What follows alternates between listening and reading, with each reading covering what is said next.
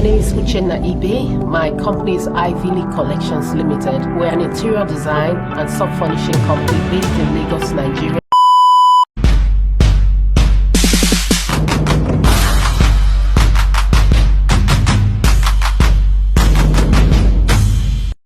Welcome to another episode of Women in Business Club.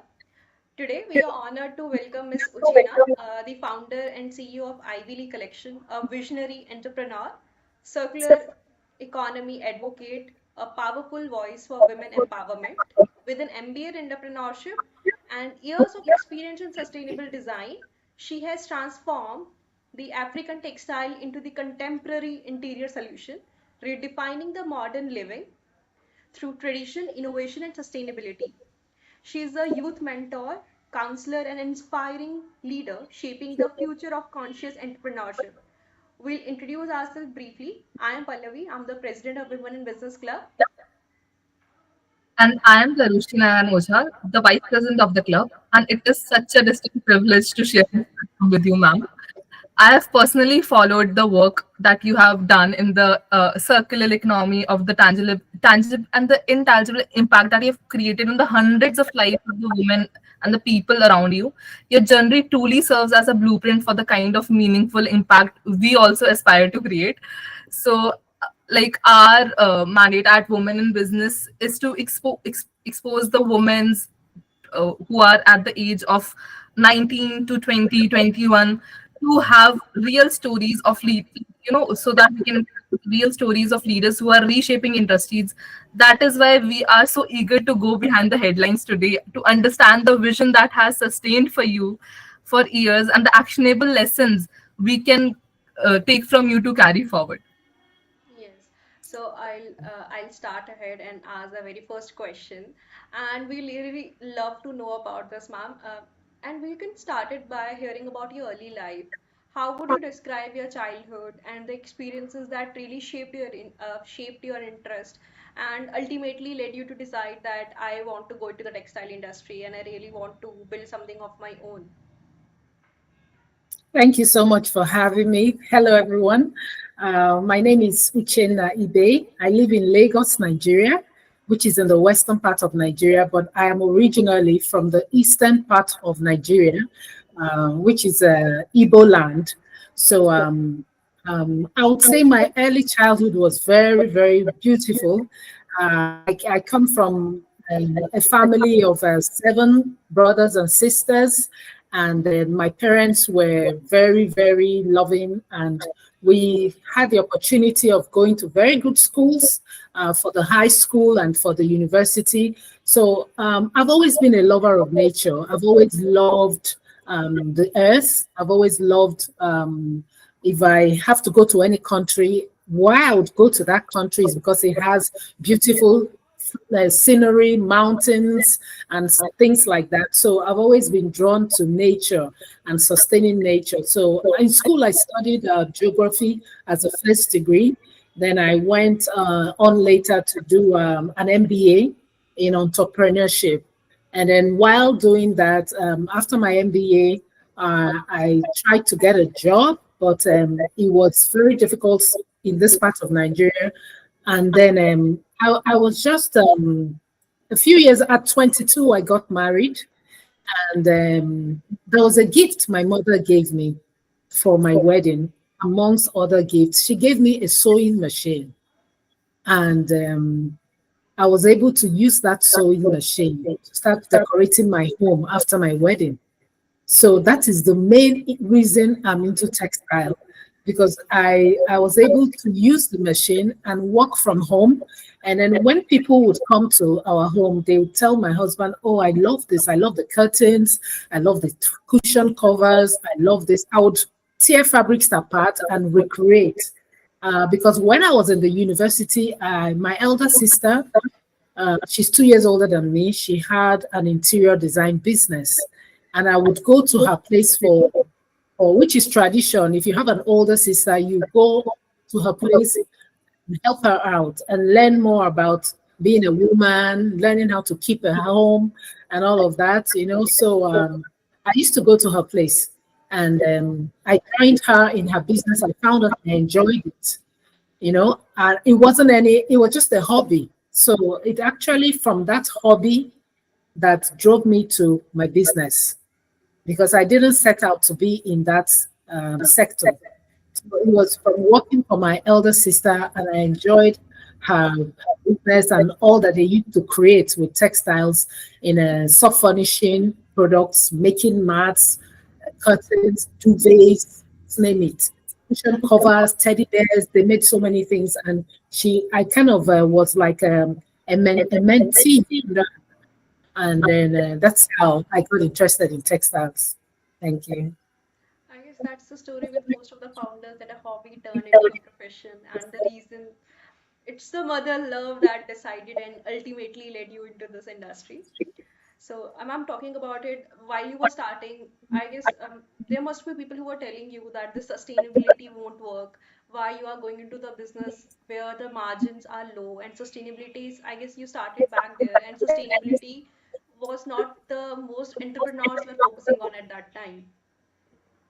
So while everyone was saying no to the sustainability, how did you ensure that you are getting into the sustainable part of the textile industry? And we also know that in today's 2025, the sustainability is just no longer a responsibility. Uh, it's a powerful business lever that how do you turn textile waste into high valuable products, and what strategic advantages does this model unlock for entrepreneurs entering the space today? Yes, I would say when I started, it was mainly a for-profit business.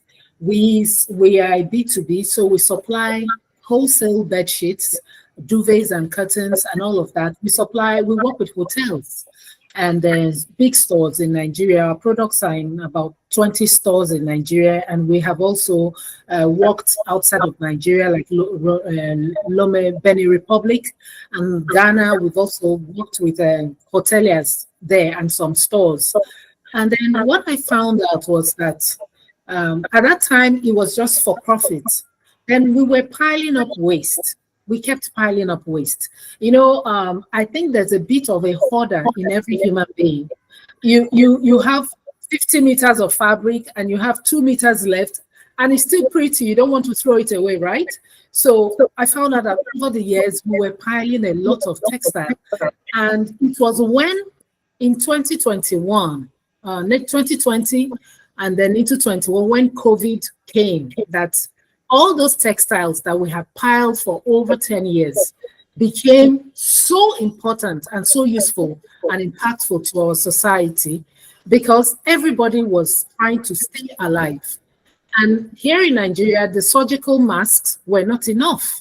People were importing, because here in Nigeria, we don't use surgical masks except the doctors or the people in the medical field. And then it caused a pivot in our business. We had to look for ways of helping the community around us, and also ways of helping ourselves and our staff. As at that time, I had about 25 people working for me in the factory, and it was unsafe to be in the same space without having a covering. So we bought the surgical mask, and we started looking at them and how to turn it into cotton masks.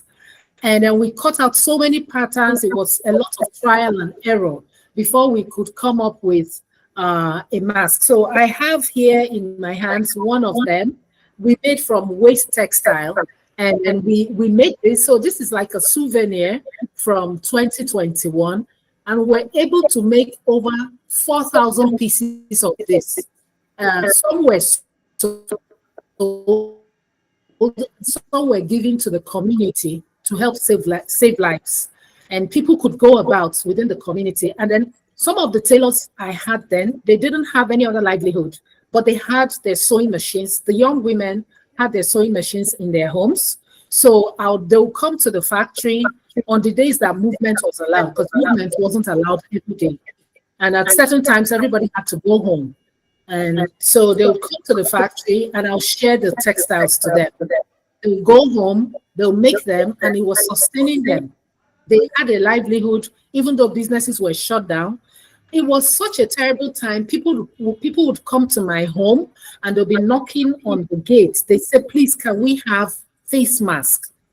So this gave me a great insight. I said, oh my goodness, we had been doing more like luxury products, and here we have a product that can actually save lives. So that was a turning point for us in 2021, and we started looking more at how to become more sustainable and start adopting circularity processes in our business.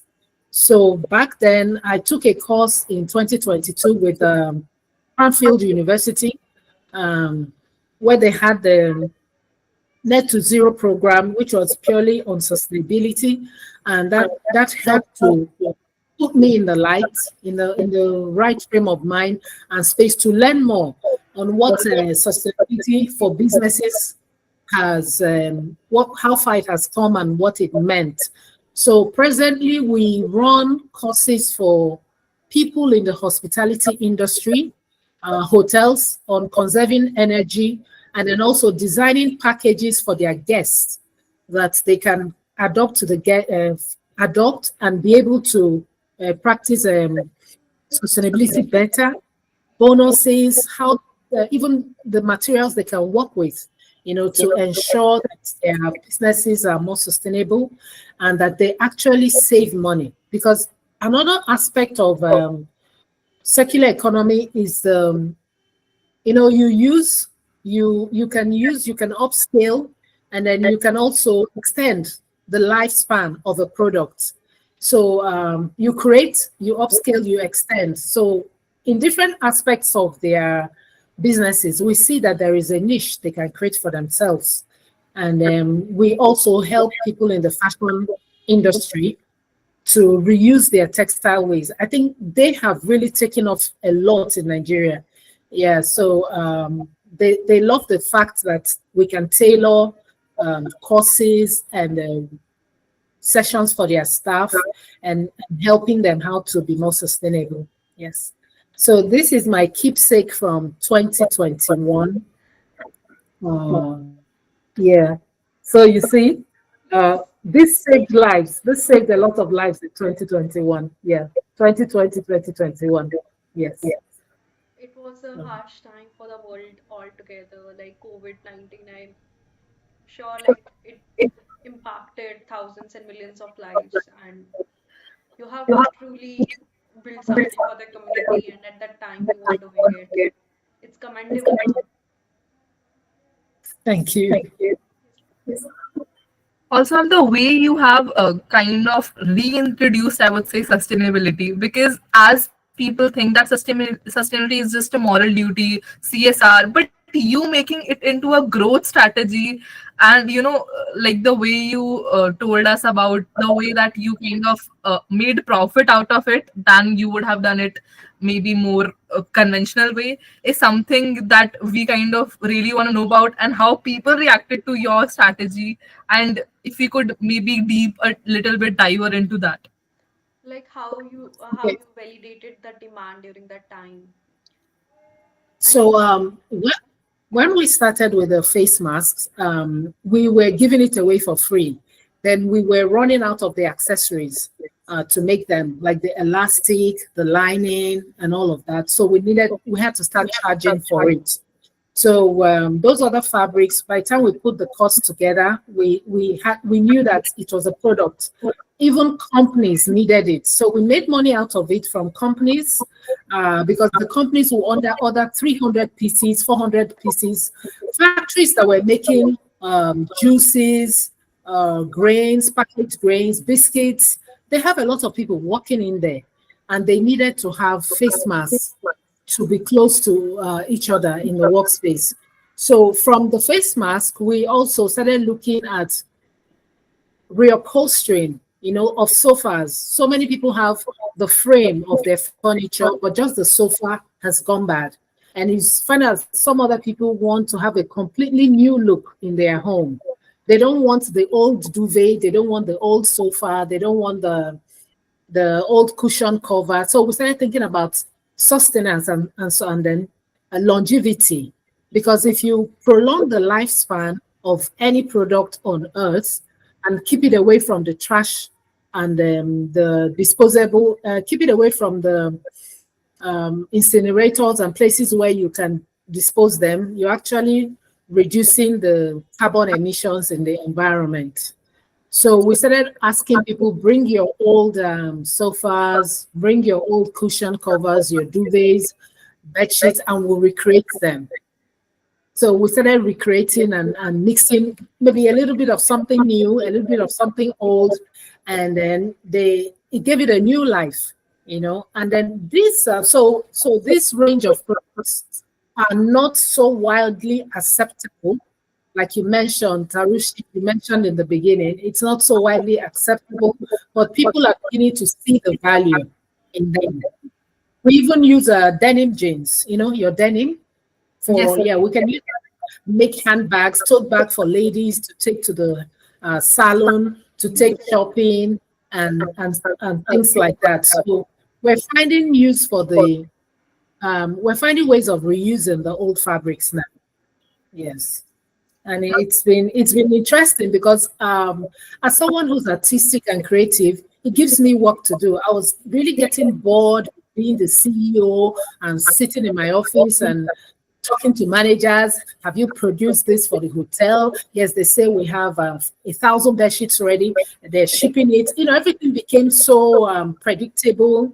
The process was moving smoothly, and I was restless. So sometimes I come to work, I miss creating. You know, so the sustainable line has given me that adrenaline I used to have 10 years ago for my business. So I go into the room, the design room, and I'm actually creating, you know, and that also is very good because it helps me get to know my staff better. And we're chatting, we're discussing, and you're not just the CEO sitting in the office, you know. So you get to see them, and there's a connection between the employer and the employee, which I think is very important for any business. Yes. Also, ma'am, like one of the most inspiring part of your journey has been the way you have empowered young women for tailoring and vocational design skills. We at our college also often talk about the confidence gap that is there in women, like because they are not kind of promoted that much, and they are held back sometimes.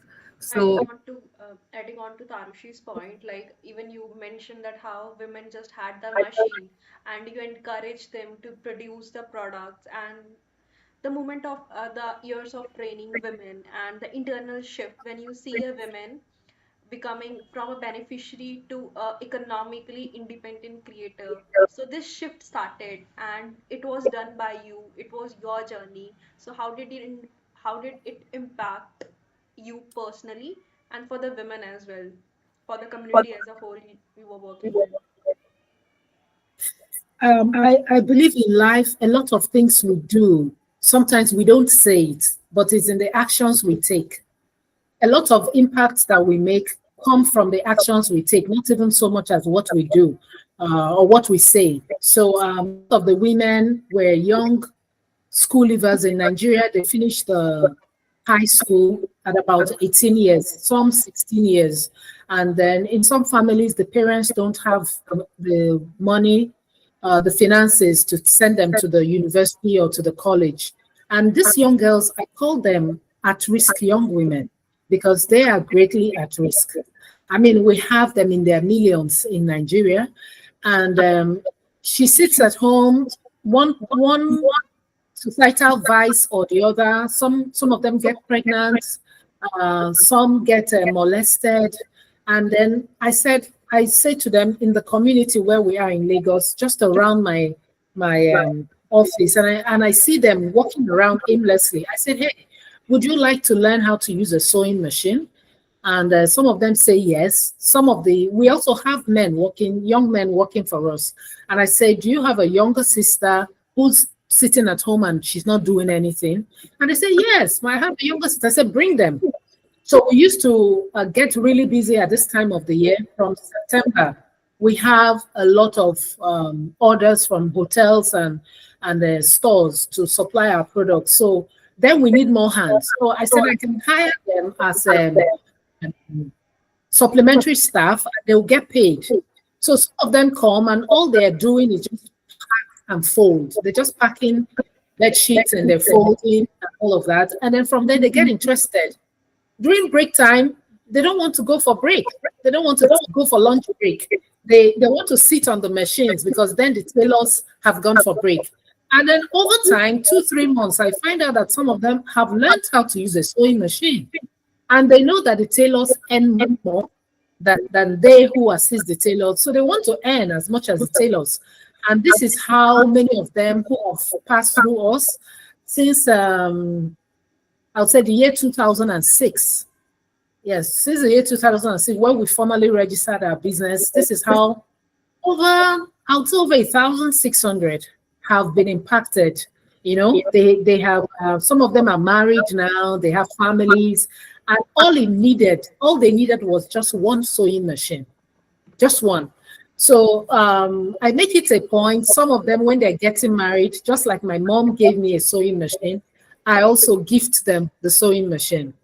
And I say, this can build an empire for you. It doesn't have to end with patching up your clothes at home or doing things for yourself. You can actually run a business, because mine started as a hobby and it grew into a business.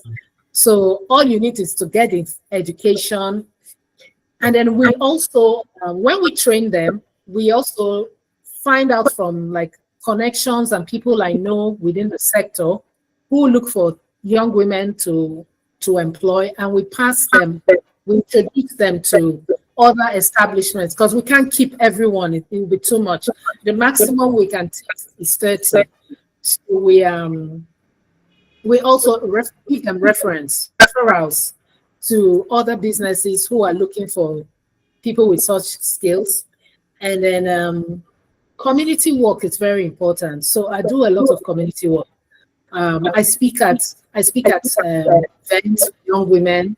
I mentor a lot of young women across the world. I'm a mentor for the NASDAQ Entrepreneurial Center in New York. I'm also the Nigerian ambassador for an international NGO called Impact Her. And this has women in more than 52 countries worldwide.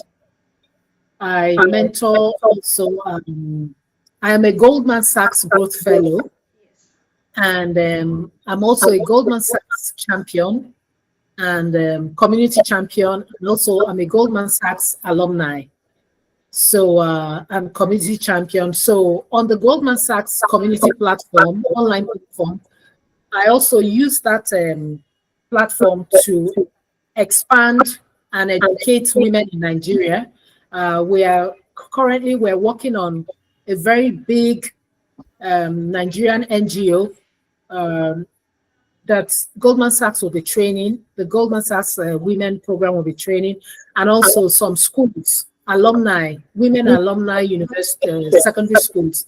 We're also connecting to Goldman Sachs online community program. So using all this network that I have, I try to get in as many women as possible to have business education, that will help them in their businesses. Yes, apart from my own business. So I use the leadership platforms that I have to further make sure that more women become more business become more educated to run their businesses successfully. So, ma'am, following on to the as you already stated that you were part of the Goldman Sachs. So, I just wanted to you have been part of the world's most respected programs like Goldman Sachs, 10,000 Women Growth Program, Cornell's Women Entrepreneurship Program, Craftfield University, Miller Center, Vital Voices, AWEC, and the list is so long and just. So, as from the outside, we often just see the antidotes, but the journey behind the scenes is rarely talked about. So, can you just take us inside one of these challenging movements from your years, or I can say decades, or a moment of rejection or self-doubt that you might have faced? What kept you going, and what does the inner voice of a leader sound like when the whole world is just saying that no, this can't be true, this can't be happening, but you as the leader is just going ahead and so. Yeah, like I always use the reference. I'm Christian, so I always refer to the Bible, and I say in Corinthians 4:13, it says, "I can do all things through Christ who strengthens me." So that is my mantra for life. That is my mantra. There is nothing I see that I cannot, I do not try to do, especially if somebody else has done it. And I'm always like, why can't I do it if somebody else has done it? So that really boosts my confidence. And basically, from the foundation, I come from a very strong line of women. My mother, my grandmother was a community leader in her community back home in the village. She lived to 107 years, and I used to see women come to her. People respect her a lot. They respected her a lot, and she was a community leader. So I saw a woman leader, and then we spent some of our childhood with her in the village. And then also my mom, this also pivoted my mom into Nigerian politics, where she became the first woman to go to the National Assembly in Nigeria. Her name is Ambassador Justine Ibe. She was also an ambassador in country, Nigerian ambassador to some countries like Senegal and Cote d'Ivoire and Guinea-Bissau. So I was raised, privileged, I would say, to be raised by very strong women. So it was not a situation where I just had strong male models. I also had strong female models. So I would say on the average, I didn't have too much self-doubt, even though the doubt would come, but I would always tell myself, what about Thomas Edison, who invented the light bulb, and he tried 999 times before the 1000th time or so, they say he got it right. So if we look at if we look within ourselves, there'll always be doubts. There's always fear. There's always fear for everyone. Even when you see people very bold, you see people, you look at them as international speakers, mentors, global women. If they tell you honestly, they're standing on that world stage, even presidents, and they're panicking and they're thinking to themselves, what's going to be the crowd response? Are they going to appreciate what I have to say? So there's always that level of self-doubt in everyone. But all we need to do is to move beyond that. You have to tell yourself, I will try. Because if you don't try, on the other side of life is regret, right? You're going to regret it. So it's rather you try and know, okay, tried, but it didn't work out, than being on the other side and always thinking, oh, why didn't I try? Now you're living with regret, and life moves so quickly. Life moves so quickly. I have 4 children. They're between the ages of 23. The youngest is 23, and the eldest is 32 right now. So I'm also in that phase of life presently where I have another couple of years where I can do anything I want to do.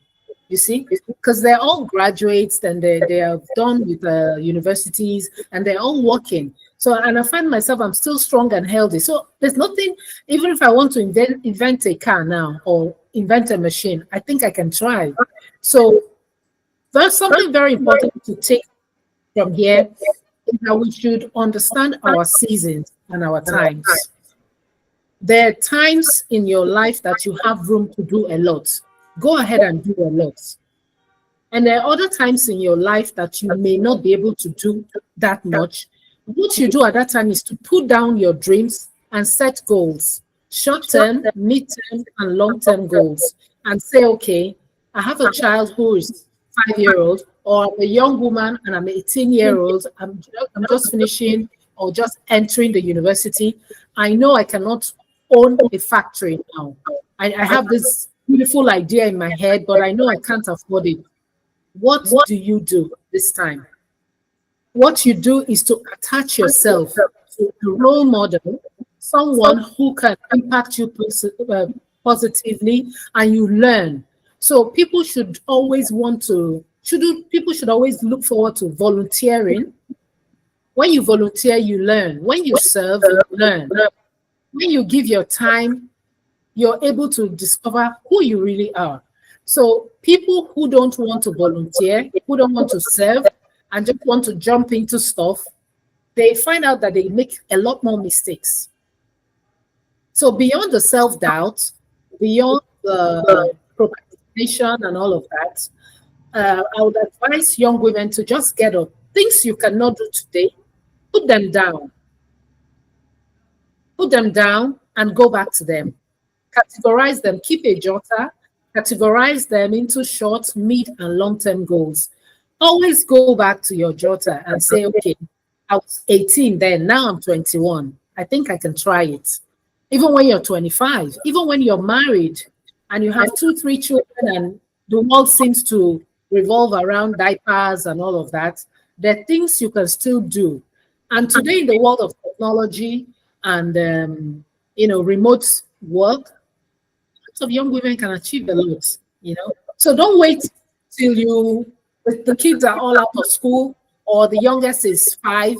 Even when the baby is sleeping, you can work on your dream with your laptop. So I think young women of these days actually have more advantage than we had 30 something years ago. Yes, so I actually expect more from the young women of today. I expect more. I expect them to break more barriers and to achieve more. Yes. Yes, that's really okay. Now, going ahead, I will share the personal thoughts later on. It's about the Ivy League collections, that how what we have learned, all the research we have done, it is that it's present over and operates over more than 20 retail stores, and the impact you have created in the over the million of homes and hotels across the Africa, that's consistency is very rare.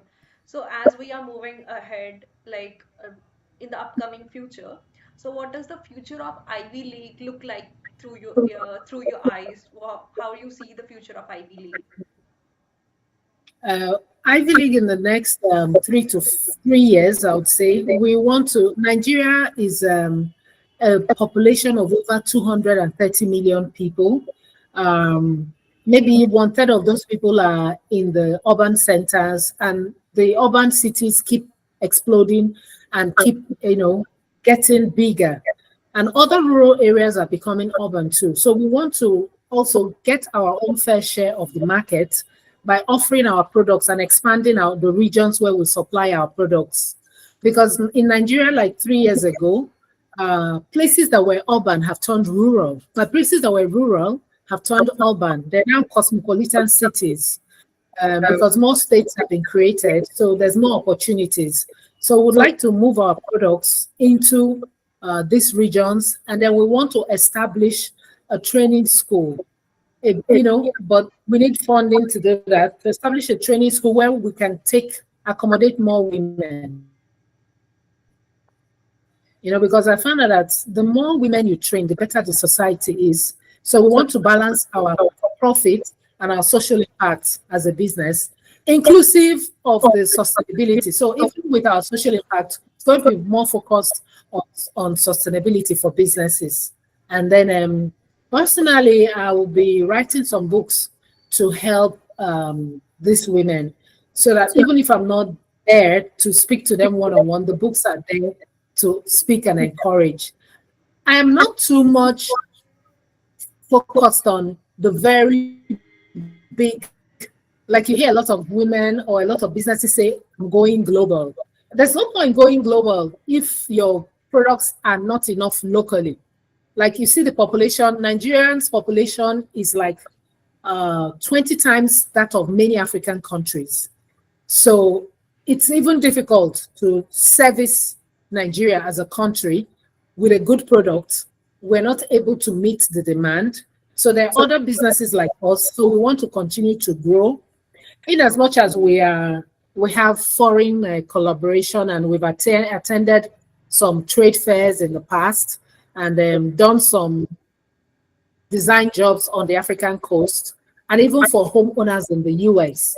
Yes, so our products go out through our online channels as finished products, so people can easily order. Yes, they can easily order. So that makes it more global. But I am more centered on developing Ivy League collections locally because there's a lot of room to grow here in Nigeria. It's a Yes. thoughtful decision that you are not going global, but you are planning to serve the community well.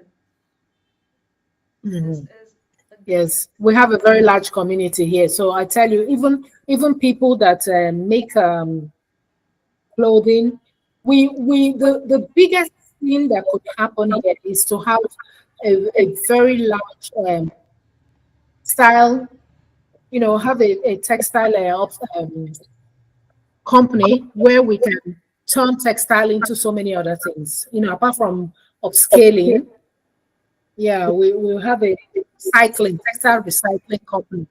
That would be my biggest dream. But so far, even in the US, I think a few companies in India have been able to do that.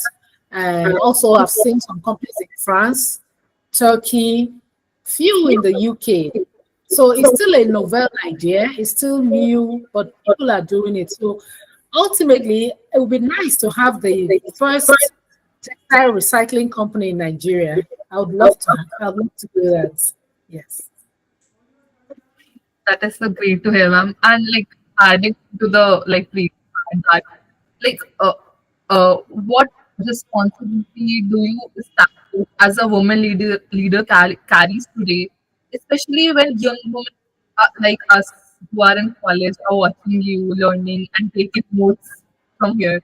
So what would you kind of would like to put in for the uh, young people and especially the college students who are there, like the people of our generation who are trying to find a space, who are trying to build our confidence in this very fast changing world, I would say. Well, what I'd like to say to that is that I believe strongly that everybody has special gifts. Every one of us has special gifts. It's one of the books I'm writing.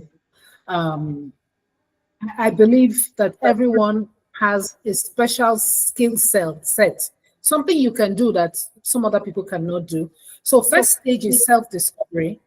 We need to discover what we do well. Like I found out a few years ago that I'm able to galvanize people. I'm able to convince people to do things. So what I would say for young women, look within yourself. And the only way you can discover your special skills is when you try to do things.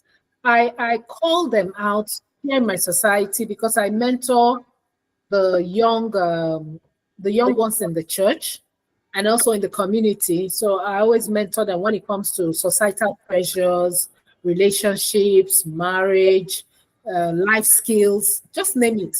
Whatever issues they want, I give one-on-one counseling, and then also I mentor them in church societies and in the community societies here. So I say to each person, you have to learn to volunteer.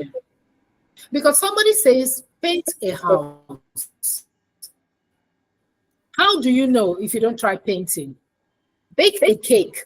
How would you know? If everybody is given the recipe to bake a cake, some people would bake better than the others. That means you have a natural talent to bake a cake, right?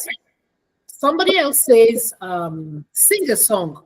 Some have very nice voices. So if you don't sing, how would you know your voice is nice? It's very simple. So I want young women to begin to practice. Don't get stuck in that space where you're telling yourself, I can do, maybe I can. Why don't you find out? So it's very important that young women try new things because if you don't try new things, you would not know who you are. So the first stage is to find out who you truly are. So in those things that you excel in, then that's who you are. Then you can say, I'm good with financial management. I'm good with economics. I'm good with figures. I'm good with theater arts. I'm good with computers, whatever it is. So even in school, I encourage young women to join clubs, join student politics, join clubs, serve as community leaders within the school. Because if you were good as a community leader within the school, that means you can be a president tomorrow, right? You can run for office because you've run for office in the university. So take baby steps into discovering who you really are. And this is not the era to pick and choose. I would encourage every young girl to try as much as possible. Don't limit yourself. Live a limitless life. Even if you're in the medical school, try and play an instrument. Even if you're in the medical school, try and play an instrument. You could also be a great musician. So push out all the talents that God has deposited inside of you, because God doesn't give one talent. There's so many talents that God has deposited inside every young woman. So I'd encourage them to try as many things as possible. Yes. But ma'am, adding to that, even if we want to try a lot of things, because we are in a phase where we are trying a lot of things. I guess most of the students in our age are trying a lot of things.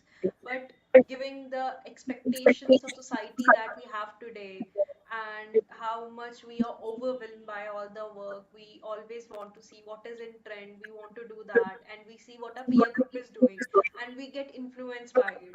Suppose if you have your friend preparing for a competitive exam, you want to be okay, I should also start preparing for it, I should also apply for government exams. If you have a peer circle who's planning to go to the corporate, so you get influenced, and the trying of a lot of things doesn't work out really, because then because a lot of it's like a kind of trying a lot of things, but you're not better at one thing, so what is the use? Oh, if I get your question, you were saying that some are influenced by what their friends are doing. Yes, I think every young woman has to be authentic to herself. Be you. Don't go with the flow. Don't go, because if you go with the flow, then you're washed away. You don't stand uniquely. There's no unique you. If you go with the flow, you get washed away. Just like a river flows, you get washed away. So you must stand like a tree in the river. You must stand like a tree in the river and stand strong, so that when the tide comes, your values are with you. Even if everyone is doing it, doesn't mean it's right. Even if everyone is doing it, that doesn't mean it's the best thing to do. I hold very strongly to the values I was raised with, and I demand those values from my children, who are young adults. And even if I'm making soup in the house, I have 3 boys and a girl. What I give to the girl, I say, I want you to cut this vegetable for me. I give it to the boys as well. I say, cut this for me, cut up this chicken for me, cut up this meat for me. If you're there and you have a pair of hands, you can walk. You can make the environment better. So I will advise young women not to go with the flow. Be yourself. Stay authentic. If you love to wear your hair short, not because everybody's wearing their hair long, then you're uncomfortable and you decide to start growing your hair. Meanwhile, you don't really like it. If you like to wear the color red, that's what you like. Wear the color red. So they will refer to you as the young girl that always wears red. Then you find your identity and your uniqueness. If you're always on time to class, don't let anybody laugh at you and say, oh, she's always too early. Stay early, because let me tell you, in real life, those who come early, they always get the best seats in the house. So stay authentic to who you are and don't go with the flow. Because when you're authentic, it resonates deep within yourself. There is the gift that God has given us as our inner spirit and our inner soul, and it always speaks to us.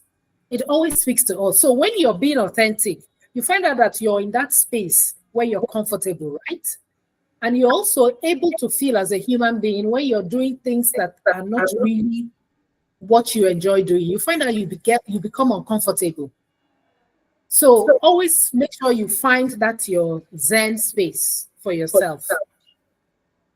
and be in that space where you're most comfortable and at the same time you're of service to others. Don't be found in the wrong place just because every other person is there. No, no. Then there's no uniqueness about you. Understandable, ma'am. Understood properly. And then lastly, I would just like that if one thing that you could just tell to not just girls, to everyone today who is watching your interview, just one thing, one cynicism, one mindset that you can change, just one. What would that be, and how would you, and what would you replace it with? It's important to be happy. We were created happy. So it's important to always maintain your happy space. Everything that you're able to do, that God has blessed you with, is within that happy space. Whatever you do that makes you happy, as long as it blesses humanity and it's not harmful to the society, keep doing it. That's what you were born to do. Okay, ma'am. So As our conversation is like near the end, ma'am, this interview with you has been incredible, enriching, and thank you being so generous with your insight, with your story, and also with your honesty.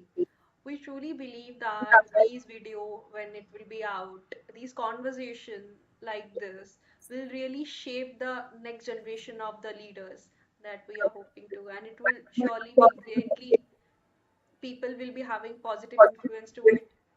Truly, truly, ma'am. I feel so privileged to be able to interview. And thank you so much, ma'am. We are very grateful for your time and inspiration you have shared. We know that our club, everyone watching on YouTube, will take so much from this. All the life lessons that you have shared, all the motivation, all the things that you have shared with us. That is just very inspiring. thank you so much. And I'd like to say to the young women of the Women in Business Club, they can follow me on LinkedIn, just my name, Uchenna Ibe. They can follow me on LinkedIn and they can follow Ivy League Collections too, if they have the handles. So they can follow that. That's fine. So they can send me messages. Even if I don't respond immediately, I promise I definitely will answer every question. I will. Yes, ma'am. Surely, we will be sharing all the profile, and they will be more than happy to do it. We don't need to tell them; they will be doing it by themselves. And we hope to continue learning from you. And we also wish you all the strength and success in your building the future that you are envisioning right now. Thank you so much, ma'am. Wish you luck and all the happiness and the future aspiration that you have for your country, Nigeria.